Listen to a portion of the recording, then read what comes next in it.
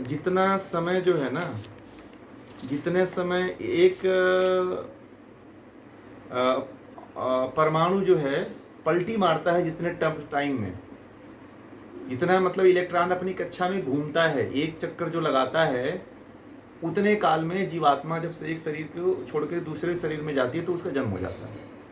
और एक तो उपनिषद में ये है और वेदों में ये आया है कि एक और बात ये आई है कि परमात्मा की व्यवस्था के अनुसार कभी कभी जीवात्माओं को अच्छे माता पिता न मिल पाने के कारण उनको कुछ समय परमात्मा के संरक्षण में रहना पड़ता है, कुछ काल तक, ठीक है।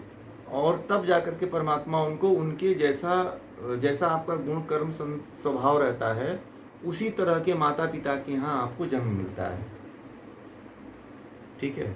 और नहीं, अब एक ये भी होता है कि आप जैसे कि परमात्मा, जैसे आप मरे तुरंत उसके तुरंत बाद आपका जन्म हो जाता है। एक सिद्धांत ये भी आता है उपनिषदों में कि जैसे एक अणु जो है ना जितने समय में पलटी मारता है, तो अणु इलेक्ट्रॉन कितने समय में पलटी मारता होगा, एक क्षण का भी छोटा भाग होगा, उतने समय में जो है व्यक्ति का जन्म हो जाता है दूसरा। हाँ,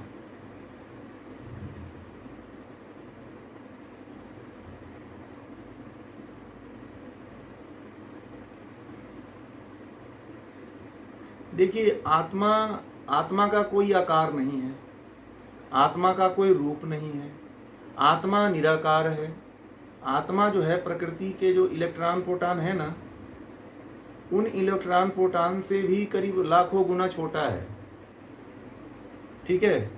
तो आप उसको भटकते हुए कभी देख भी नहीं सकते हो, अदृश्य है, उसका कोई रूप ही नहीं है, वो निराकार है। ये मान लीजिए जब आप इलेक्ट्रॉन प्रोटॉन को भी नहीं देख सकते हो, अब ये जो है देखिए, अब ये चीजें जो है मानसिक स्थिति को सही करने के लिए पुराणों के काल में शुरू की गई थी। ये अब बता रहा हूँ इसकी बात।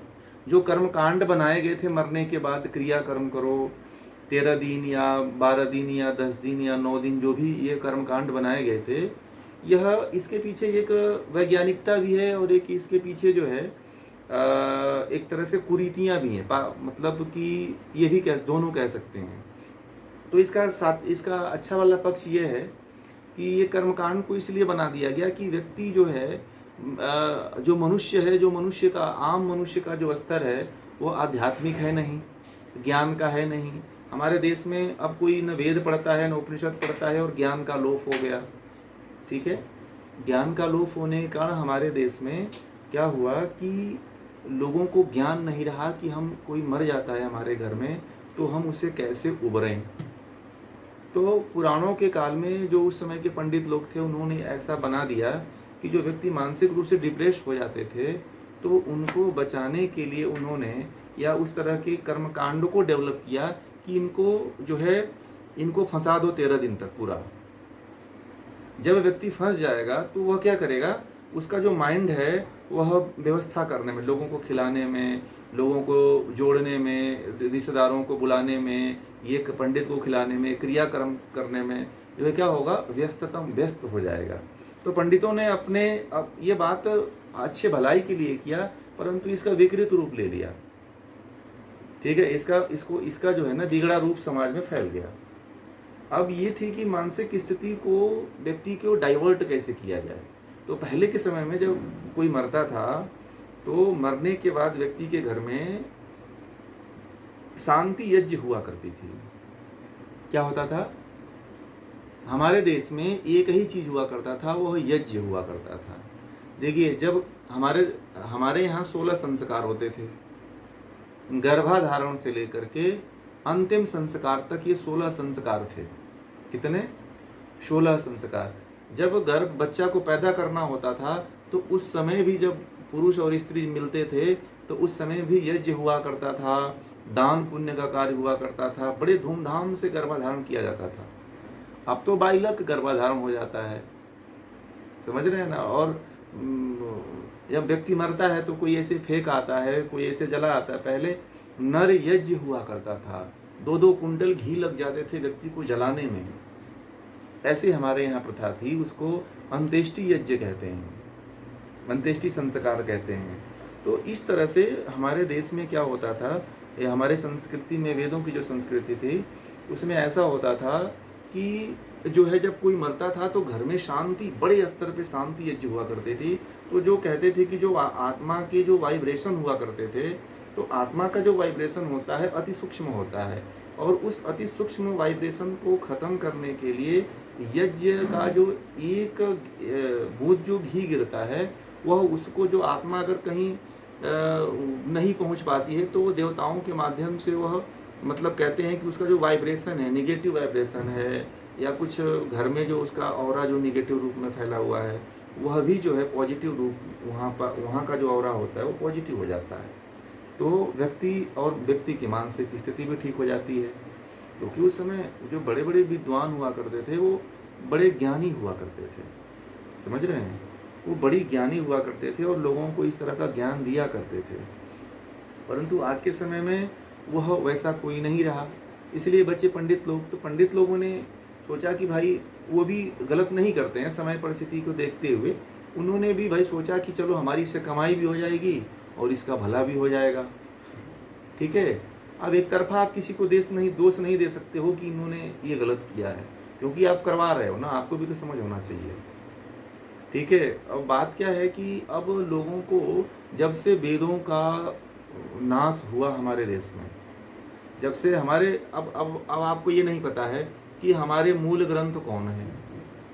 जैसे कि मुसलमानों के मूल ग्रंथ क्या है, कुरान है, ईसाइयों का मूल ग्रंथ बाइबल है, और आपको पूछा जाए कि आपका मूल ग्रंथ क्या है, हिंदू हो, हिंदुओं का मूल ग्रंथ क्या है, तो आप कभी गीता बताते हो, कभी रामायण बताते हो। अब यहीं पे मामला सब फेल हो जाता है। अब गीता रामायण तो, अब रामायण क्या इतिहास है, और गीता जो है भगवान अर्जुन और कृष्ण के बीच का संवाद है, उसमें कुछ ज़्यादा है नहीं।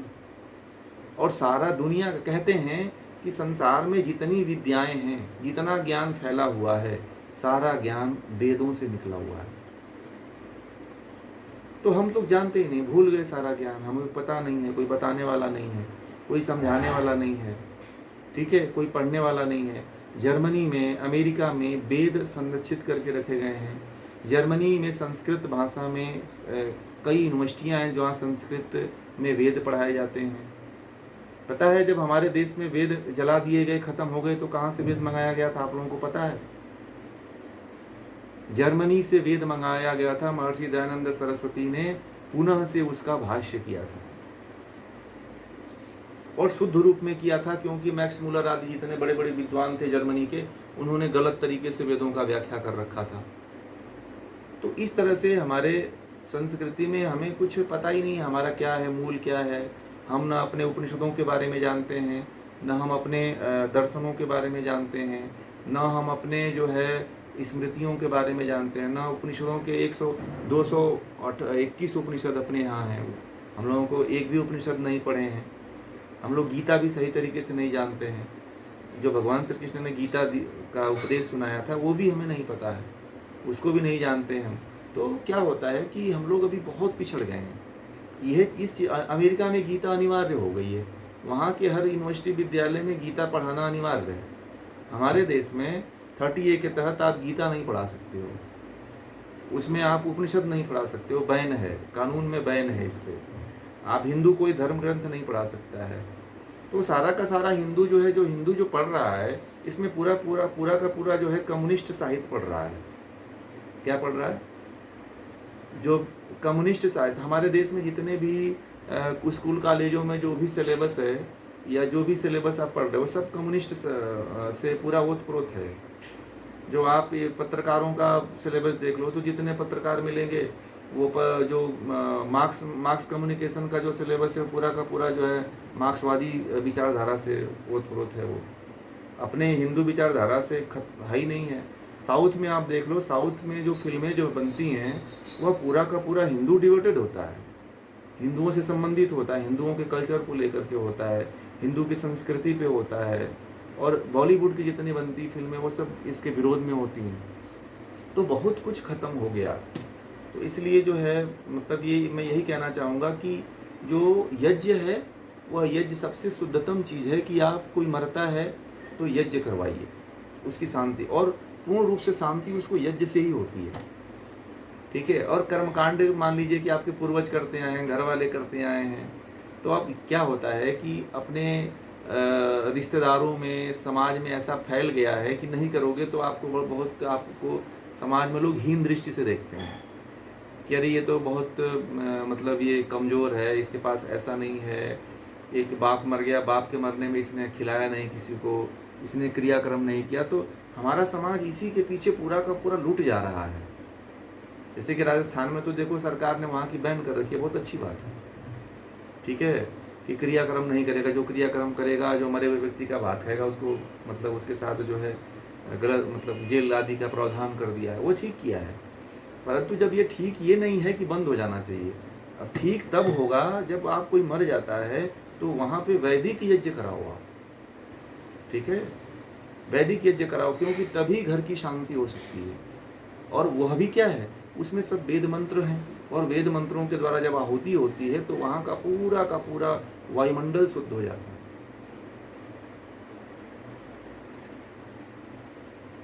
है। नहीं, घर पे करना चाहिए ना, घर पे करना चाहिए। शमशान घाट तो अपने आप में यज्ञ मतलब यज्ञ बहुत बड़ा यज्ञशाला है। मैं तो कहता हूँ कभी कभी कि अगर बहुत मन ऊब जाए तो जाके शमशान में 1 आध घंटा बैठा करिए, दुनिया की वास्तविकता का पता चल जाता है। समझ रहे हैं? आप मॉल मत जाइए, कहीं लोगों के पास मत जाइए। दुनिया को अगर जानना है, बहुत नज़दीक से देखना है और समाज अपने आप को समझना है तो कभी शमशान घाट कभी मन करे तो जाके वहीं बैठा करो, बड़ा आनंद आता है। मैं बनारस में बैठा, हरिश्चंद्र घाट पे बैठा गया था एक बार। हमारी माँ मर गई थी तो हम लोग जलाने के लिए गए थे, तो एक जापानीज था, उसने 1 घंटे तक वीडियो बनाया, और कम से कम 5-6 रसियन और जर्मनी वाले थे और अमेरिकन थे जो वहीं पे बैठे ही रहे, 1-2 घंटे तक बैठे रहे और देखते रहे, लाश जलती रही, देखते रहे। बाद में मैंने किसी से पूछा तो उन्होंने बोला कि ये आध्यात्म में बहुत आगे हैं, ये अपने अंदर वैराग्य को उत्पन्न करने के लिए मतलब यहाँ पे साधना के लिए यहाँ पे बैठते हैं, कि इनको जीवन की वास्तविकता का पता चले कि व्यक्ति का कैसे सत्यानाश हो जाता है, व्यक्ति कैसे अपने आप को पूरी तरह से, व्यक्ति का हमारा अस्तित्व बस अपनी यही कहानी है, अपने आप का पता चल जाता है, अपने मूल का पता चल जाता है। ठीक है, तो वैसे भी कभी लोग तो जब कोई मरता है घर का या कोई कुछ होता है तो ही जाता है जब जीवन से बहुत ज़्यादा निराश हो जाइए ना तो वहाँ जरूर जाइए। जी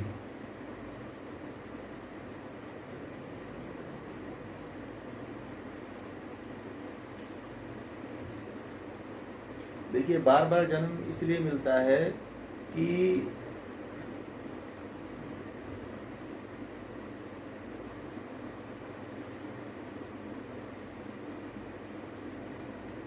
देखिए जब बार बार जन्म मिलने का मतलब इसलिए यही है कि आप परमात्मा का साक्षात्कार नहीं कर रहे हो। इस संसार सागर में आप ऐसे कर्म कर रहे हो जो बंधन वाले हैं, जो बार बार आपको इस संसार में बंधन में ला रहे हैं।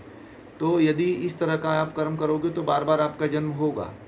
ठीक है, बार बार जन्म का जो सबसे बड़ा मुख्य कारण है वह यही है कि आप बंधन वाले मतलब संसार में बंधने वाले कर्म कर रहे हो, मुक्त होने वाले कर्म नहीं कर रहे हो। देखिए, इस हमारे जन्म का उद्देश्य यही है कि हम जो है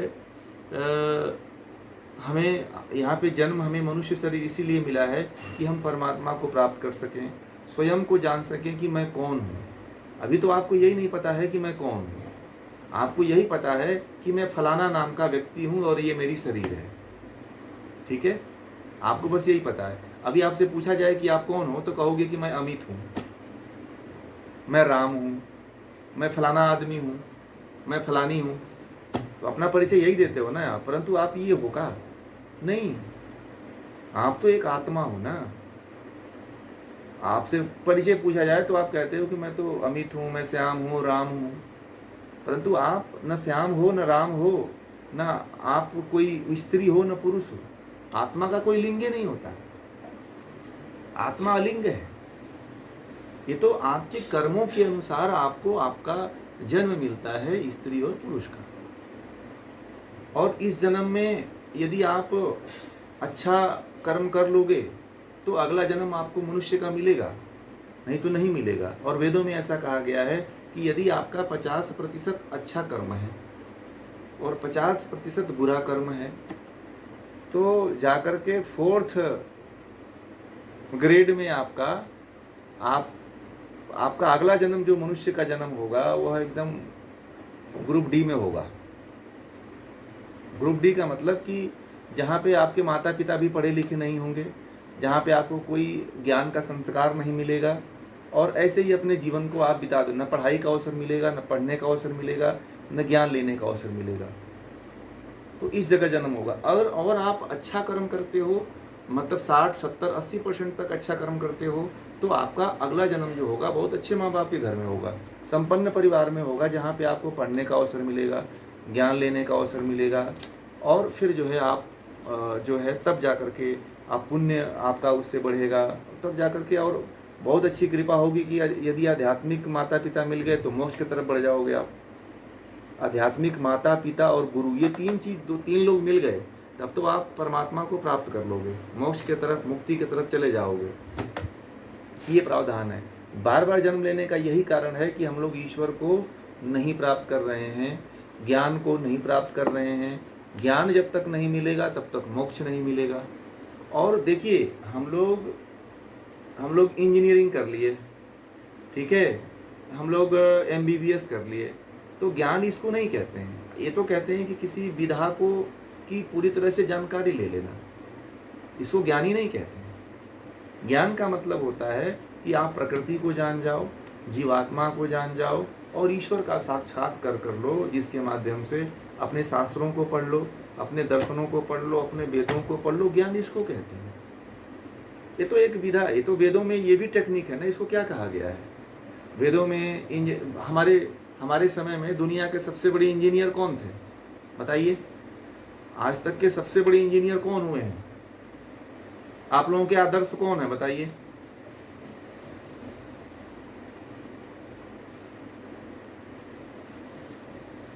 नहीं, इंजीनियर की बात मैं कर रहा हूँ, इंजीनियर की बात कर रहा हूँ।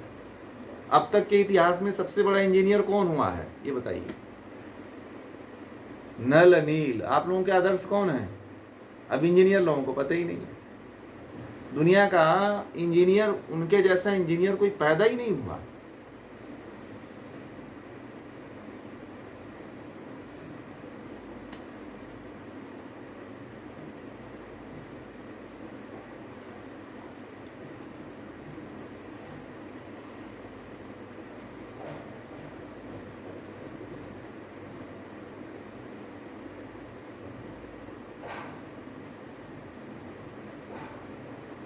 हाँ जी,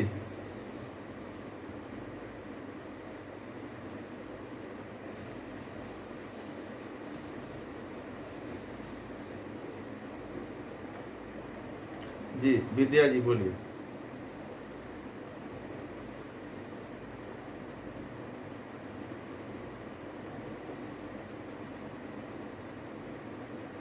हम्म,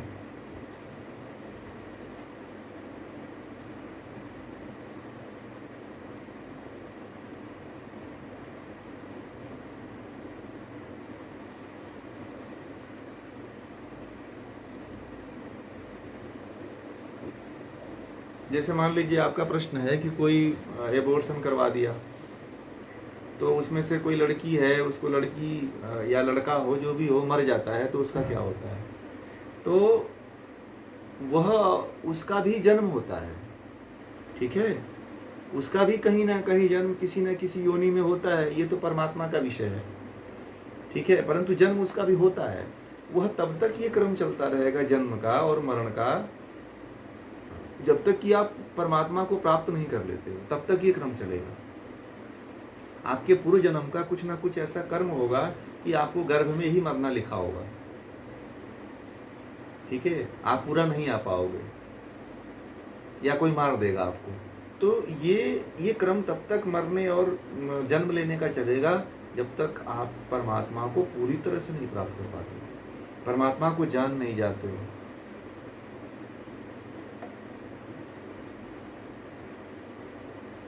हाँ, ये तो पाप है, महापाप है, इसको कहते हैं, महापाप की श्रेणी में गिना जाता है वो। हाँ,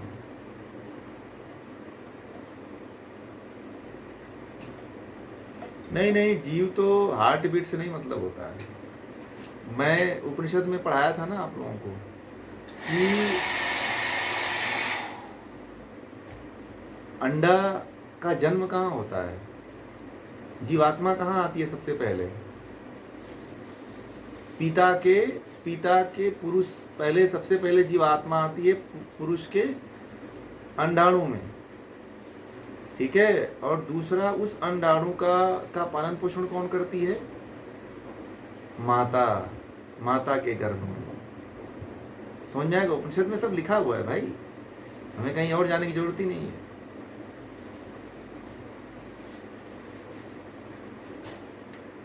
जी,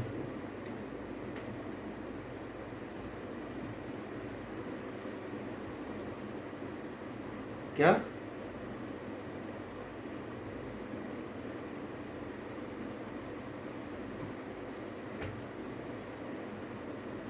भाई, अब एक बूंद में अरबों खरबों जीवाणु होते हैं, अरबों जीव होते हैं, वो भी अपने कर्मों का फल ही भोगते हैं।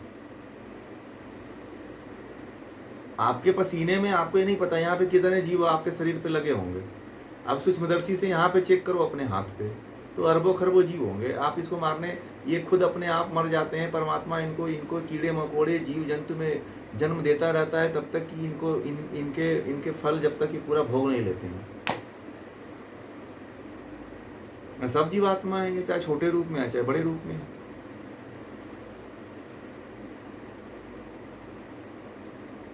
तो अब वायरस के रूप में तो जन्म लेते ही हैं।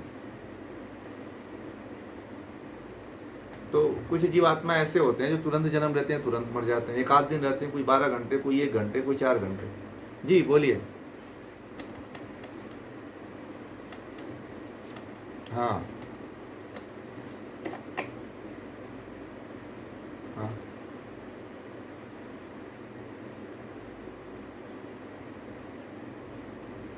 हाँ हाँ।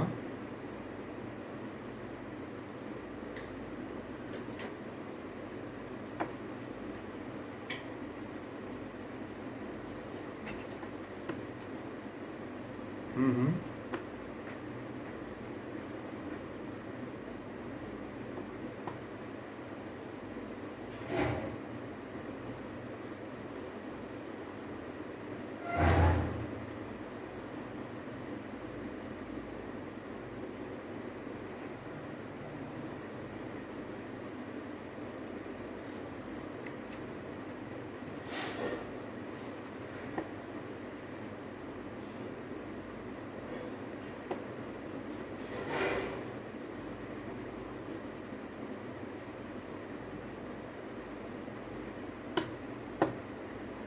हम्म हम्म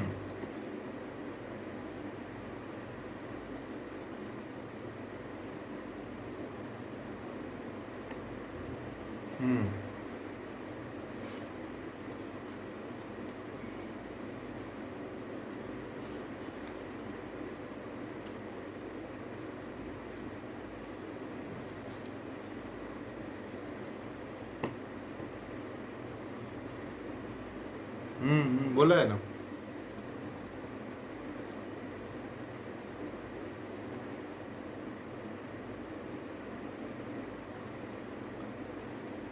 देखिए, भगवान श्री कृष्ण ने, या हमारी हमारी जो संस्कृति रही है, मैं बता दूंगा ये कहाँ से गड़बड़ हुई है, इसको समझिएगा, बहुत महत्वपूर्ण विषय है। तो हमारे जो सभ्यता है, इस सनातन संस्कृति को कहिए, मतलब अप्रत्यक्ष रूप से एक तरह से जो सनातन संस्कृति का नाश हुआ है, वेदों का जो नाश हुआ है, तब से हमारा देश गुलाम होता चला गया।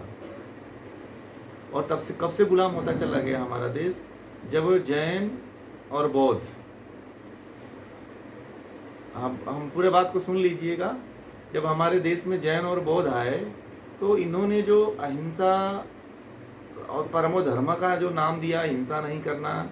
अब बुद्ध के समय में अशोक जो है, महाप्रतापी राजा था जो पूरे कलिंग पे फतह प्राप्त कर लिया था, पूरे वहाँ पे काट दिया था कलिंग को, एक एक व्यक्ति को नहीं छोड़ा था उसने। परंतु बौद्ध धर्म का इतना प्रभाव रहा कि उसने युद्ध करने से मना कर दिया। गड़बड़ी वहीं से हमारे देश का पतन होना शुरू हो गया, संस्कृति का पतन होना शुरू हो गया। कुछ महावीर के काल में हो गया, वो भी अहिंसा का मार्ग बताए, जिससे कि जीवों की हिंसा नहीं करना है, किसी को मारना नहीं है, ऐसे ऐसे करके वो अभी ये चीज़ दे के चले गए, जिससे कि हमारे देश का बहुत बड़ा पतन हुआ। तो फिर सबसे अधिक जो और उसके बाद से महात्मा बुद्ध भी महात्मा गांधी भी आए, तो इस वो भी जो है अहिंसा परमो धर्म का आधा अधूरा जो सूत्र लेकर के जो है बोलते चले रहे। परंतु जो महाभारत में लिखा हुआ है, महाभारत में एक आया है कि अहिंसा परम धर्म है, परंतु धर्म की रक्षा के लिए हिंसा करना चाहिए। वो आधा अधूरा सब पढ़ लिए लोग। इसलिए जो है धर्म की रक्षा के लिए यदि हिंसा करना पड़े तो उसको भी धर्म कहते हैं। क्यों? अब मैं बता रहा हूँ। भगवान राम के समय में जो हमारे देश में ऋषि हुए थे, विश्वामित्र ऋषि हुए थे, वो तो ऋषि थे ना, वेदों के ज्ञाता थे, उपनिषदों के ज्ञाता थे, सभी ग्रंथों के ज्ञाता थे। वो बहुत बड़े विद्वान थे, ऋषि थे, ब्रह्म का साक्षात्कार कर चुके थे।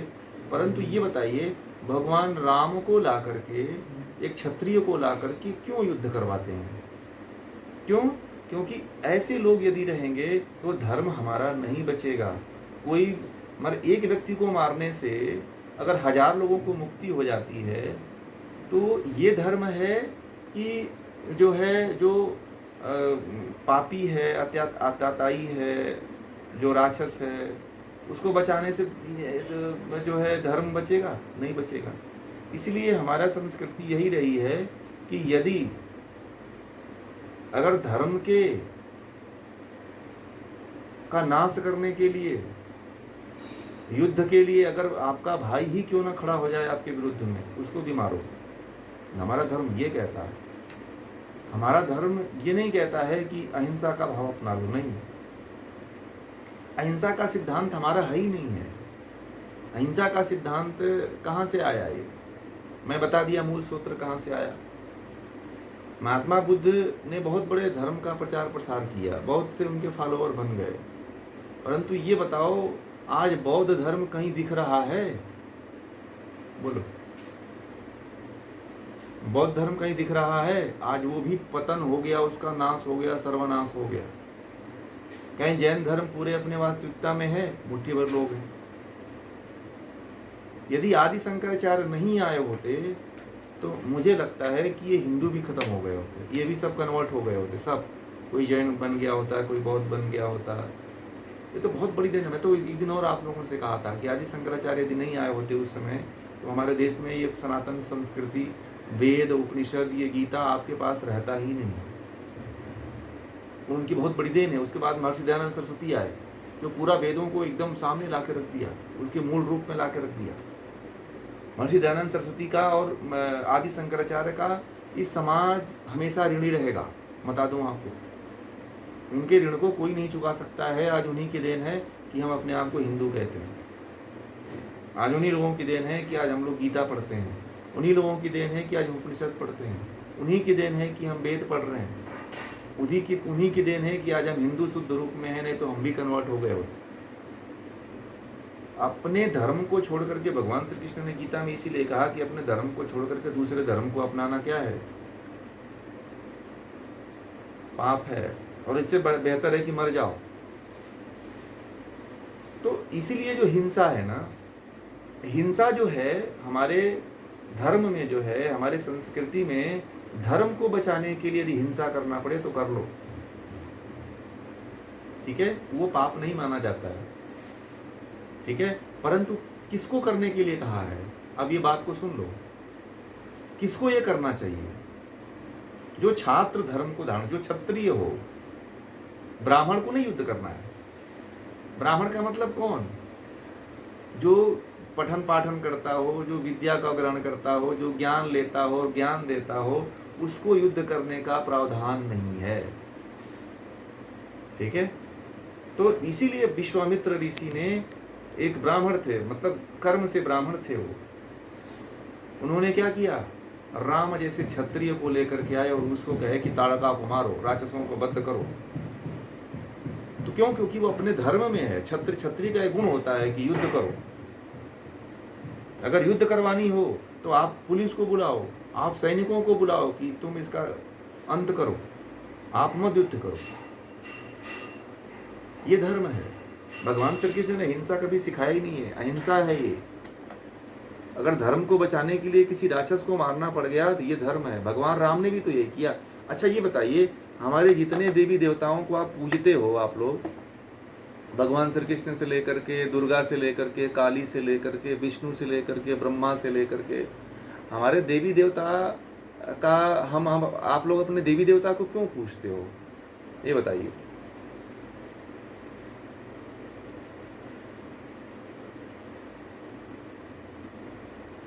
हाँ, उन्होंने क्या किया?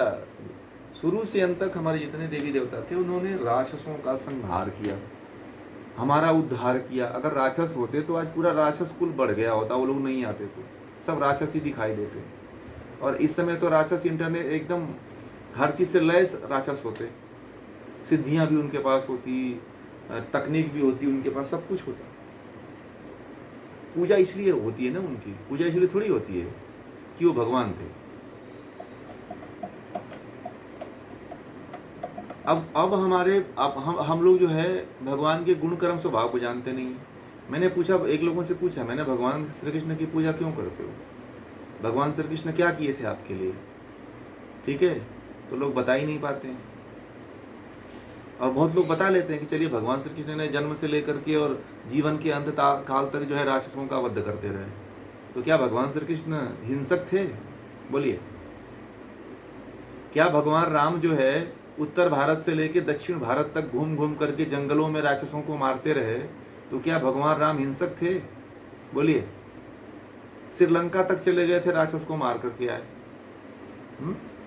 उस समय पूरा भारतवर्ष किसके राज्य में था? किसका राज्य था पूरे भारतवर्ष पे? बताइए, पूरे आर्यावर्त पे किसका राज्य शासन था भगवान राम के समय में? एक ही शासक था, एक ही शासन था, एक ही राज्य था, सब उसके अंडर में आते थे। बोलिए। अवध क्षेत्र था। अवध मतलब पूरा राज्य जो है भगवान राम का ही था पूरे विश्व पे।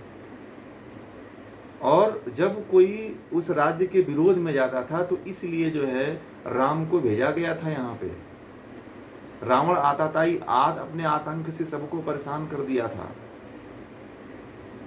इसलिए रावण को जो है राम को यहाँ पे भेजा गया था कैकेयी के द्वारा।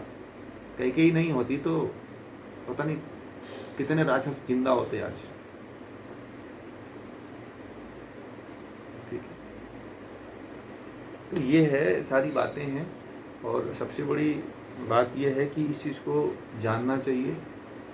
और अहिंसा का मतलब ये नहीं है कि आपको कोई मार के चला जाए और आप जो है हथियार न उठाएं, आपको कोई गाली दे के चला जाए और आप कुछ बोले ना। नहीं, सठे साठ्यम समाचरेत, जैसे को वैसा ही व्यवहार करो, ये धर्म है। यदि किसी को मारने से आप धार्मिक हो, आपका परिवार बच रहा है, तो वहाँ हथियार उठा लो।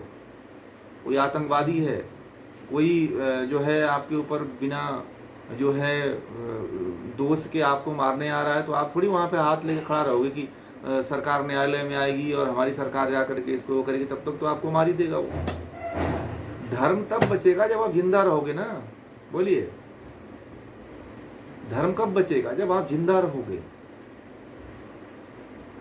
जब आप जिंदा ही नहीं रहोगे तो सोमनाथ मंदिर की तरह हो जाएगा।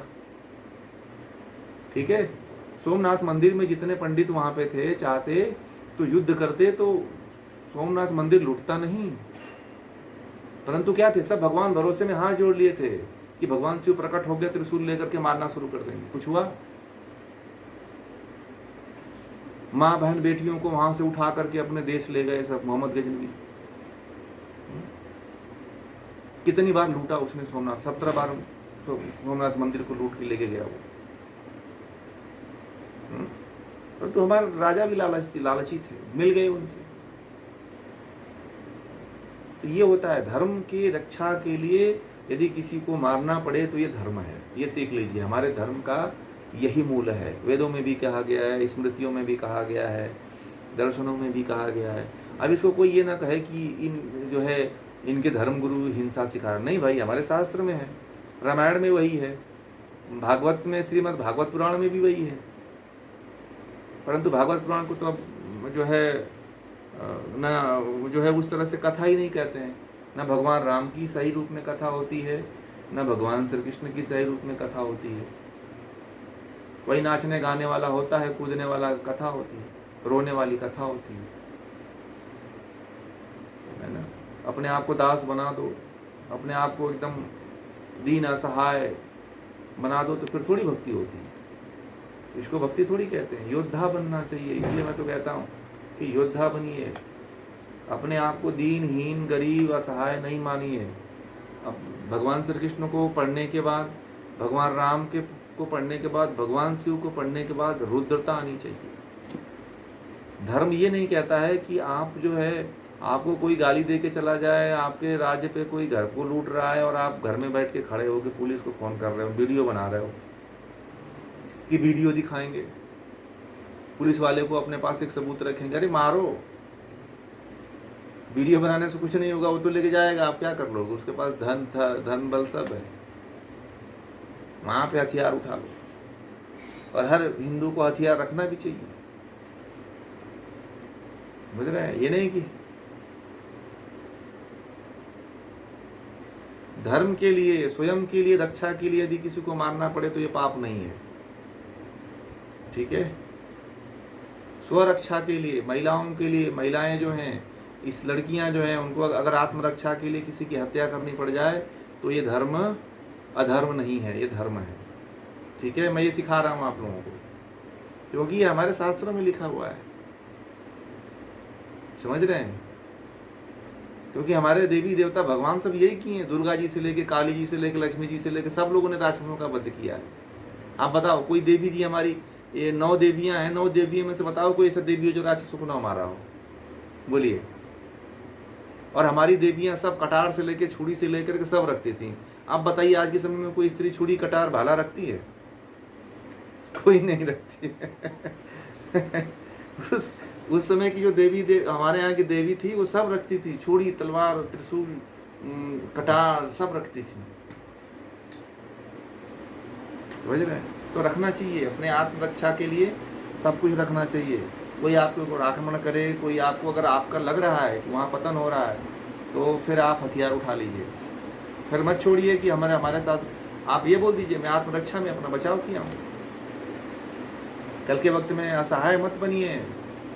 असहाय बनोगे, सरकार पे डिपेंड हो जाओगे तो फिर आपका बस केवल 2-4 दिन रोना धोना होगा, जो है अनसा वो जो है वो होगा, फिर पुलिस आएगी, केस लड़ेंगे और उसको जो बलात्कार किया वो छूट जाएगा वो।